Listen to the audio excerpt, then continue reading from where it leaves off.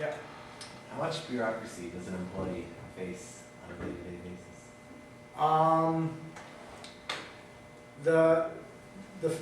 The MDG that I'm in, I have to be a little careful because I worked with other companies, and I've worked in the commercial field as well. So actually, just before ComDev, I was at Bombardier for marketing for commercial aircraft. So that was like, again, completely different. So I can't speak very much about the rest of ComDev because I've only been there since September. I know about the missions group. What I can say about the missions group is that we're currently a small team. We're about 40 people, so there just isn't the time or the need or the rationale for somebody to do to be able to like just do paperwork. I mean, clearly there are things that need to be documented, but you know, the trick is to do it in a smart way, that you're doing what is needed to properly document things and know more and move on. And the fact is that we have a very small but dynamic team that is going to be launching essentially 3 missions over the course of the next year.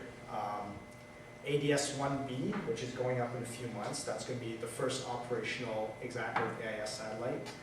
We've got the hosted payload on the Indian RADARSAT-2, that's in the fall, and then M3MSat about a year from now. So you can't do that with a small team and have a lot of bureaucracy. So I think they've really struck a very positive balance there. The rest of ComDev, again, I don't have a lot of experience in that. What I will say is that the vast majority of the business we do in the rest of ComDev is not government work, but it's commercial work. So it's stuff for Boeing or Lockheed Martin or Northrop Grumman, and they have very, very demanding requirements in terms of schedule, of cost, and of reliability. So I would say that ComDev is probably closer to a high-tech company like RIM than what you would think of as a traditional space company. I don't see that there is a need or a rationale for excessive bureaucracy. Again, things, you gotta write stuff down, but within reason. And I know that on the manufacturing side, you know, once upon a time there'd be like a switch or something that would literally be followed around like with a binder of paperwork. And what we've done is we've actually learned a lot from companies like Toyota and other companies in terms of lean manufacturing and, you know, the Kanban system and continuous improvement and everything else. So we've gotten rid of all that paper, and all that accompanies a component now is a barcode that's scanned at every station. And if somebody needs to look at a document, it's on a PDF on the central server. If they don't need to look at it, they don't need to look at it. So that's, you know, one of the innovations that we're driving through. So minimal, definitely minimum bureaucracy. I know you don't like to talk about yourself. No. I saw well, on your bio it says that you were in the final 40 for the recent. Yes. So, which is really incredible considering how many people applied. I was wondering. 5,351. Yeah, that's But of those, I was given the breakdown at some point. I don't have it here.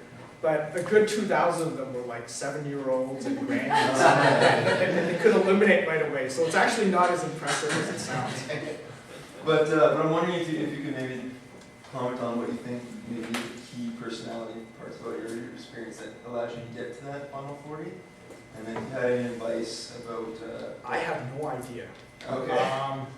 I'll tell you what happened with me is, I mean, literally, the first cut was they set up a website, and I filled it in like about 5,000 other people. And then they asked for more information, so I gave them like more stuff. And then it was one of these bizarre things where it just kept going and going, and I had no expectation. And then there was like a formal interview. So it was done by teleconference in Toronto. And the interview was with Jean-Marc Comtois, Dr. Jean-Marc Comtois, who is the head of the astronaut office at CSA, Dave, the former astronaut, Dave Williams, and some third person from and our National Research Council, which at the time was convinced that she didn't like me for some reason. But I got there early, and I figured, you know what, I'll get some lunch first or something. So I found this Chinese noodle and kanji place close by to where the interview was. So I went there and grabbed something to eat. And then as I went back, I realized I made a tragic mistake because I started getting this like really horrible MSG headache. So in the course of the interview, I actually don't remember very much what I said, except that there was this weird buzzing in my head the whole time. So I went through the interview expecting, to get the FOAD email at some point, and sure enough, literally the next day the email came in. And the first thing I did was actually delete it, because I figured that it has to be a negative because nobody responds that quickly if it was a positive. And no, like I said, I had this horrible MSG